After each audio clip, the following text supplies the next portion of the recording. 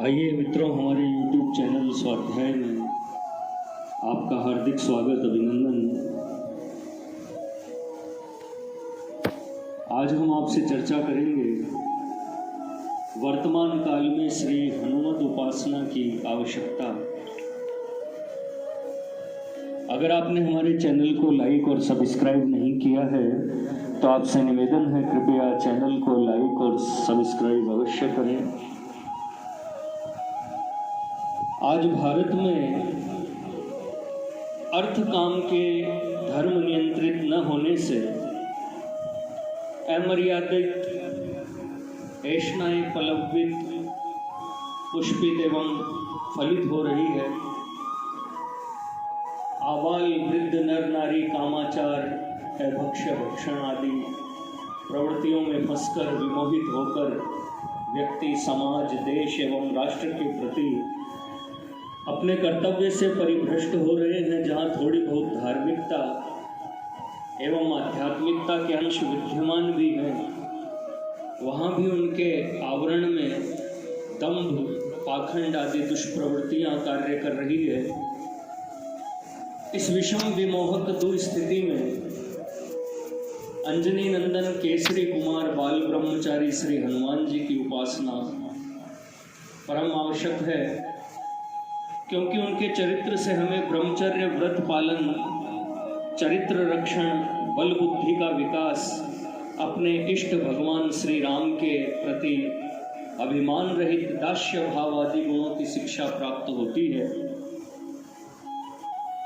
देवो भूत्वा देवम यजेत, यह उपासना का मुख्य सिद्धांत है और इसका उप अर्थार्थ समीप, आसना अर्थार्थ स्थित होना अर्थ है। जिस उपासना द्वारा अपने इष्ट देव में उनकी गुण धर्म रूप शक्तियों में सामीप्य संबंध स्थापित होकर तदाकारता हो जाए, अभेद संबंध हो जाए, यही उसका तात्पर्य एवं उद्देश्य है। आज की इस विषम परिस्थिति में मनुष्य मात्र के लिए, विशेषतया युवकों एवं बालकों के लिए भगवान हनुमान की उपासना अत्यंत आवश्यक है। हनुमान जी बुद्धि, बल, वीर्य प्रदान करके भक्तों की रक्षा करते हैं। भूत, प्रेत, पिशाच, यक्ष, राक्षस आदि उनके नामोच्चारण मात्र से ही भाग जाते हैं और उनके स्मरण मात्र से अनेक रोगों का प्रशमन होता है। मानसिक दुर्बलताओं के संघर्ष में उनसे सहायता प्राप्त होती है। गोस्वामी तुलसीदास जी को श्री राम के दर्शन में उन्हीं से सहायता प्राप्त हुई थी। वे आज भी जहाँ श्री राम कथा होती है वहाँ पहुँचते हैं और मस्तक झुकाकर, रोमांच कंठित होकर, नेत्रों में अश्रु भरकर श्री राम कथा का सादर श्रवण करते हैं। इस प्रकार वे भगवत भक्तों में अव्यक्त रूप से उपस्थित होकर उनकी भक्ति भावनाओं का पोषण करते हैं। आज भी अधिकांश भक्तों को उनके अनुग्रह का प्रसाद मिलता है।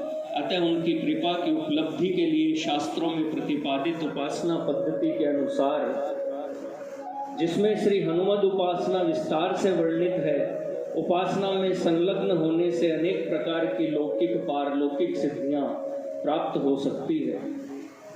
भारत को समुन्नत बनाने के लिए भौतिक क्षेत्र में भी अनेक कार्य किए जा रहे हैं, किंतु जितना आध्यात्मिक पक्ष पर बल दिया जाना चाहिए उतना नहीं दिया जा रहा है। फलतः भौतिक समृद्धि मनुष्य के लिए वरदान न बनकर अभिशाप होने जा रही है। ऐसी परिस्थिति में राष्ट्र को जिस आदर्श की आवश्यकता है वह मूर्तिमान होकर हनुमत चरित्र में उपलब्ध होता है। हनुमान जी भगवत तत्व विज्ञान, पराभक्ति और सेवा के ज्वलंत उदाहरण हैं। विचारों की उत्तमता के साथ भगवत अनुरक्ति और सेवा व्यक्तित्व के पूर्ण विकास की द्योतक है। जो हनुमान जी के चरित्र में देखी जा सकती है, भारत के भटकते हुए नवयुवकों को हनुमान जी से बहुत बड़ी प्रेरणा प्राप्त हो सकती है।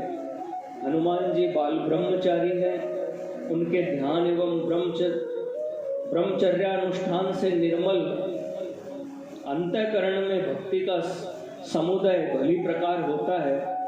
हनुमान जी के चरित्र में शक्ति संचय, उसका सदुपयोग, भगवत भक्ति, निराभिमानिता आदि का पूर्ण विकास होने के कारण उनकी आराधना से इन गुणों की उपलब्धि साधक युवकों एवं बालकों को भी हो सकेगी।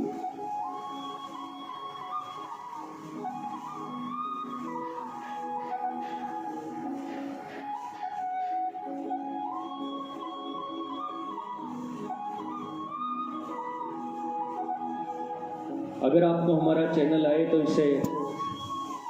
हमारा चैनल पसंद आए तो इसे लाइक और सब्सक्राइब अवश्य करें। धन्यवाद।